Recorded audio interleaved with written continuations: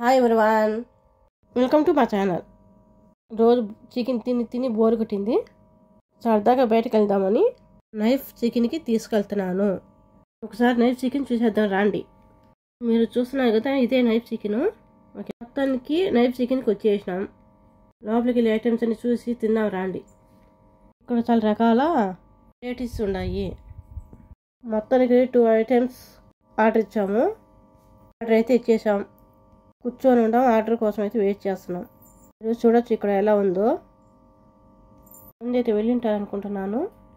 వచ్చింది ఆర్డర్ అండి. మేమైతే ఆర్డర్ చేసింది చికెన్ వింగ్స్. ఐటమ్ మీకు తెలిసింటే కామెంట్ చేయండి.